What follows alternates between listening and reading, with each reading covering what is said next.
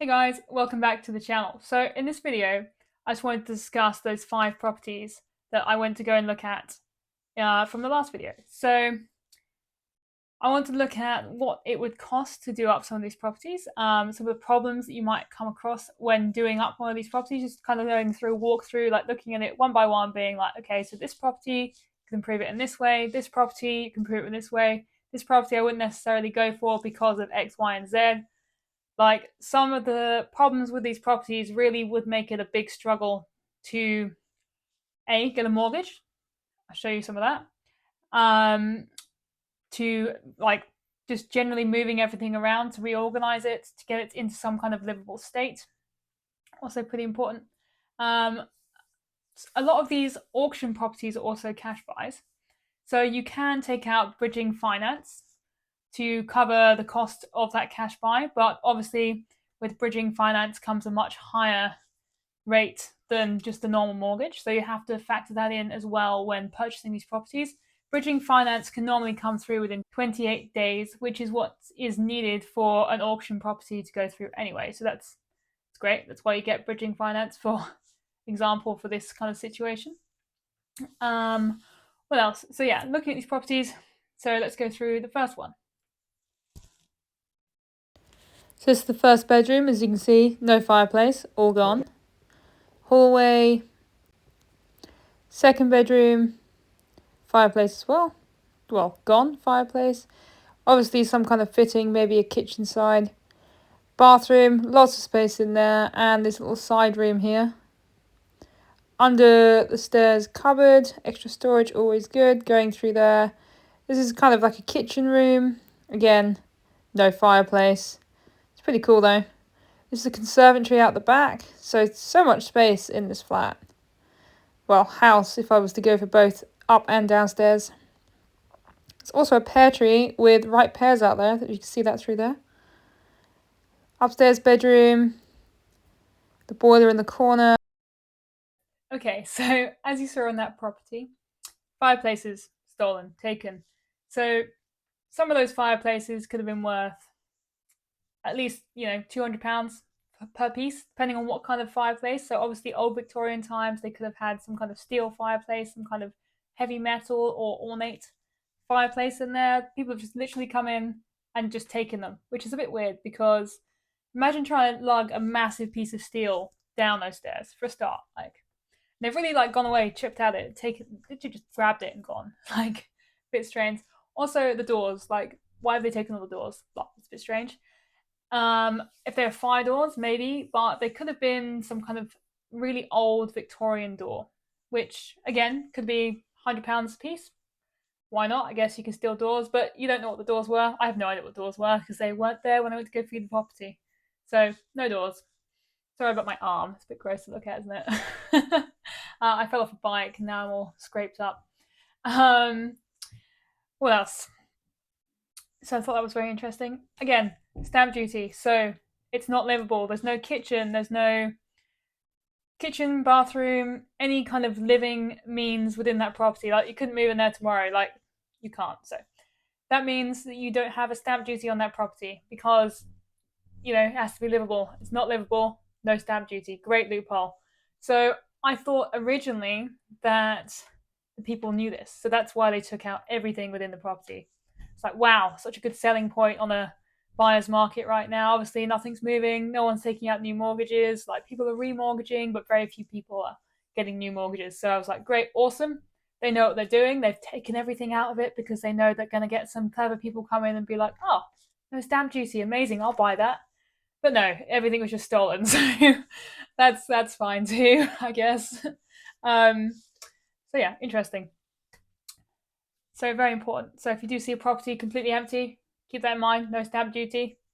Don't want stamp duty anyway. Obviously, you don't pay stamp duty on your first property, but anything after that you do.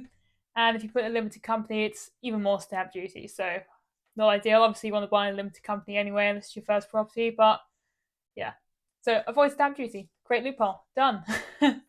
What else about this one? So it was going for 110 for the top flat, 115 for the ground floor flat. So it had a garden, a lovely peach tree out there, as we saw, but the garden had a whole different freehold to the rest of the property, which is a bit strange. Like, why has it got a separate freehold? But with this property, so we were told that the owner had died and passed away, and we we're like, oh, very sad. But the property was purchased under a limited company. So because it was purchased under a limited company, that was fine, but it turns out that this person was the only shareholder, sole trader of that company. So there was no other people to inherit anything, to make decisions, to organize the freehold or any of the shares within said company. So it was like given back to the Crown estate. So then you'd have to then purchase it from the Crown, which is more difficult, more time consuming, which we don't want. So that was kind of interesting. And then I spent a few hours like looking into this company because we were speaking to the real estate agent that came to see the property with us, and we actually got on really well. He remembered me from another viewing, and I was like, oh, don't remember you. But then it kind of came back that I did remember him from another property. And he was being very honest with us, very open, because it turns out that these people actually don't know a lot about the properties. Like I thought, yep, this person knows all these facts and it's all about the property, that's what they do, but they have no idea. Like they just go where they're told and they're like, this is the property. Would you like to buy it? Which is kind of interesting, not really what I was expecting on the long term. But that's okay. So that had that kind of logistical problem of then trying to work out if it was a freehold, if it was a leasehold. Like even on the advert online, it said it was freehold, but the first floor was freehold, which would be a bit weird because normally you think ground floor freehold, not first floor freehold, ground floor leasehold. Very strange. So they had no idea about the leasehold or the freehold of the property. It was just like just in limbo because this person had died.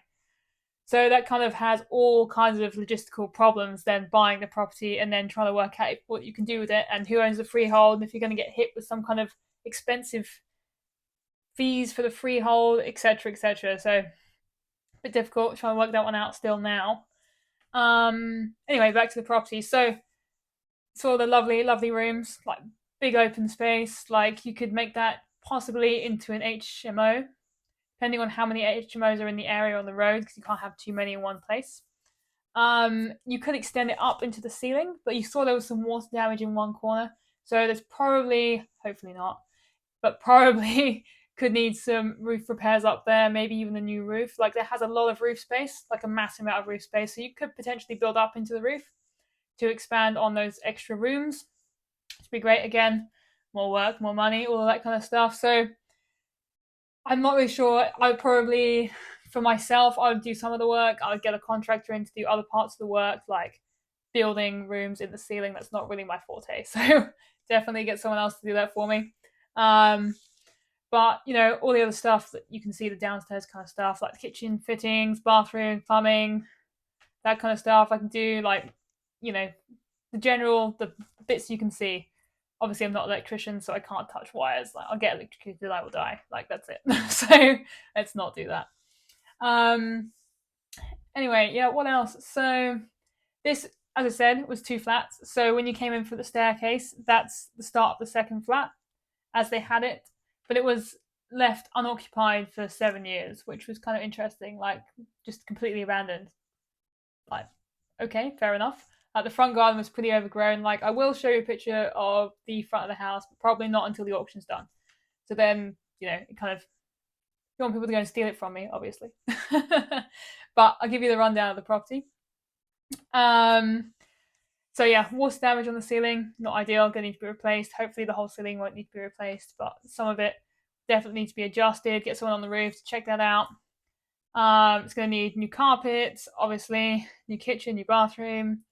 It did have parking outside, which was nice. Not often you get parking in highly populated areas like that. What else? A lovely conservatory at the back. I did like that. I was like, wow, look at this extra space we have right here. Like, even though it was like stripped apart and like in not the best condition, it actually wasn't in horrible condition. I've seen many in way, way worse condition. I was expecting it to be like really gross inside. Like, I've seen some that are really dusty, really moldy, like there's stuff everywhere, but it's just so empty. It was just like, I was like, wow, like it's not that much work. It's a lot of work, but it's not like that much work compared to like having to also clean it out and get everything ready and organized. And get skips in, get people to move everything, like get it all sent away, take everything to the dump. Like it's a lot of effort. Like would rather not. So yeah, so I'm gonna see if auction this week.